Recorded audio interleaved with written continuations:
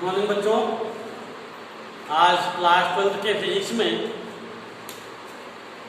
हमने आपको इसके पहले चालक के विषय में बताया था। चालक क्या होता है, विद्युत रोधी पदार्थ क्या होता है, और विद्युत रोधी की बात परावैद्युत पदार्थ बताया था। परावैद्युत पदार्थ कितने प्रकार के होते हैं? दो प्रकार के, ध्रुवीय और अध्रुवीय। उसके बाद हमने बताया था संधारित्र की धारिता को प्रभावित करने वाले कारक, यानी कितने कारक हैं जो संधारित्र की धारिता को प्रभावित करते हैं। आइए आज हम नेक्स्ट टॉपिक चलते हैं। क्या है? विलगित गोलीय चालक की धारिता। क्या है? विलगित गोलीय चालक की धारिता। तो आइए समझते हैं कि इसका क्या होगा। मान लेते हैं क्या है, एक गोलीय चालक है। क्या है? एक गोलीय चालक है, ठीक है, जिसका केंद्र बिंदु O है। अब यह गोलीय चालक A है, मानते हैं इसकी दृष्टि जो है A है। अब कह रहा है कि इसके एक पृष्ठ पर यानी किसी एक बिंदु पर अगर हम +q आवेश देते हैं, किसी एक बिंदु पर +q आवेश देते हैं, तो यह जो +q आवेश होता है वह क्या होता है? प्रेरण के नियम के अनुसार प्रत्येक बिंदु पर समान रूप से क्या होता है? वितरित हो जाता है।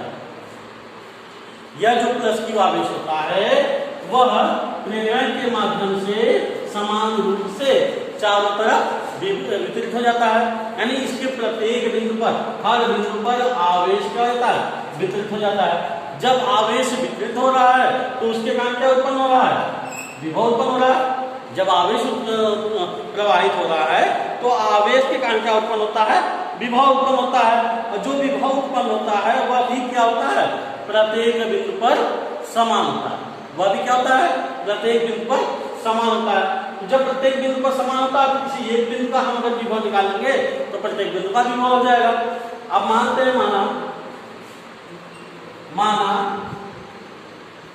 A एक विलगित गोलीय चालक है, गोलीय चालक है, जिसके पृष्ठ के एक बिंदु पर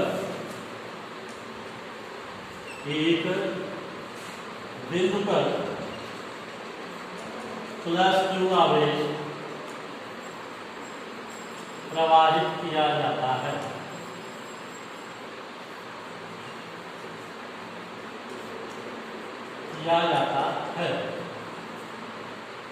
तो यह आवेश पृष्ठ के प्रत्येक बिंदु पर समान रूप से वितरित हो जाएगा, जिसके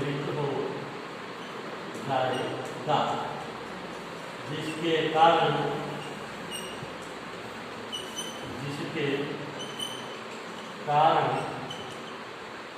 पृष्ठ के प्रत्येक बिंदु पर विभव समान उत्पन्न होगा। ठीक है, आज समझे। अब इसके बाद क्या करते हैं? आता है तल के यानी पृष्ठ तल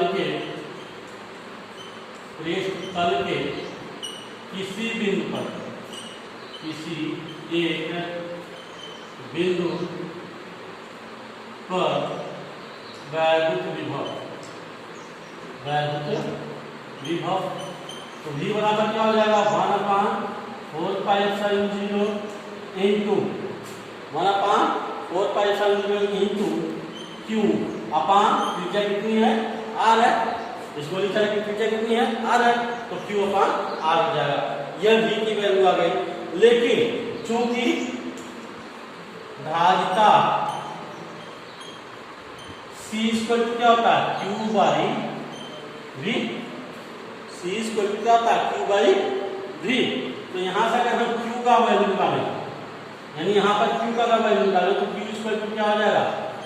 CV। Q क्या हो जाएगा? CV। अब CV के स्थान पर V का मान हम रख देते हैं, QV के स्थान पर C का मान क्या करते हैं, इस C = Q/V के स्थान पर हम क्या करते हैं, V का मान रख देते हैं। तो अतः क्या लगा, C = Q अपान V की वैल्यू कितनी है, 1/4π0 Q अपान R। तो Q से Q क्या हो जाएगा, कैंसिल हो जाएगा, तो C = ऊपर चला जाएगा 4πε0R। यह हमारा क्या हो गया, विलगित गोलीय चालक की धारिता का सूत्र हो गया। अब बात आती है कि यह दो विलगित गोली चालक कहाँ रखा हुआ है, निर्वात में रखा हुआ है। कहाँ रखा हुआ है, निर्वात में रखा हुआ है। यदि यही गोलीय चालक किसी परावैद्युत पदार्थ के माध्यम में रखा हो, यानी किसी माध्यम में रखा हुआ हो, तो उसके कारण तो क्या होगा, यदि गोलीय चालक किसी माध्यम में रखा हो जिसका परावैद्युतांक क्या हो, K हो, जिसका परावैद्युतांक क्या हो, K हो, तो C की वैल्यू क्या हो जाएगी, 4πε0 K/R। ठीक है, यह हमारा किसी माध्यम में रखने पर अगर कोई चालक जो चालक है वह किसी माध्यम में रखा हुआ है तो उसका वैल्यू क्या हो जाएगा, उसकी धारिता क्या हो जाएगी, C = 4πε0 Kr। ठीक है, अब कह रहा है कि इस K की वैल्यू कैसे निकलेगी। अब यहाँ पर क्या था, ये C का मान किसमें निकला, निर्वात में निकला। ये C का मान किसमें निकला, निर्वात में। इस C का मान क्या निकला, माध्यम में निकला। तो इसको हम मानते हैं इक्वेशन नंबर 1 और इसको मानते हैं इक्वेशन नंबर 2।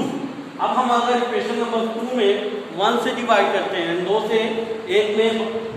में 1 का भाग देते हैं, तो क्या हो जाएगा, C माध्यम अपान C निर्वात, C माध्यम अपान C निर्वात, इस पर तो क्या हो जाएगा, माध्यम का क्या है, C 4πε0 Kr, 4πε0 Kr अपान 4πε0 × R। तो सारी वैल्यू कैंसिल जाएगी, हो जाएगा आपका C माध्यम अपान C निर्वात इक्वल टू K की वैल्यू।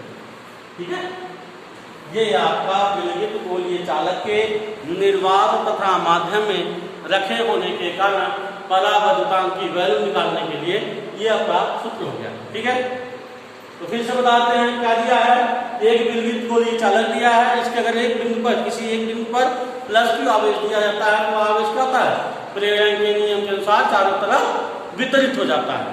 जब प्रेरण के नियम के अनुसार यह चारों तरफ वितरित होता है तो वह क्या होता है, समान विभव उत्पन्न करता है, और इस विभव के कारण क्या होती है, धारिता उत्पन्न होती है। तो प्रत्येक बिंदु पर विभव क्या हो जाएगा, V = 1/4πε0 Q/R। लेकिन धारिता का सूत्र क्या होता है, C = Q/V। अब V की हमने वैल्यू रख दिया तो C की वैल्यू कितनी आ गई, 4πε0 × R। यदि यही गोली चालक कहाँ रखा हो, किसी माध्यम में रखा हो जिसका परावैद्युतांक क्या हो, K हो, तो C माध्यम में क्या हो जाएगा, 4πε0 K × R। ठीक है, अगर हम निर्वात के यानी माध्यम का और निर्वात का दोनों अनुपात निकालना चाहे जिससे हमारा परावैद्युतांक का मान निकल जाएगा, तो C माध्यम अपान C निर्वात क्या हो जाएगा, K। यानी K मतलब क्या है, पदार्थ का माध्यम का परावैद्युतांक है। ठीक है, तो ये आज के लिए बस इतना ही।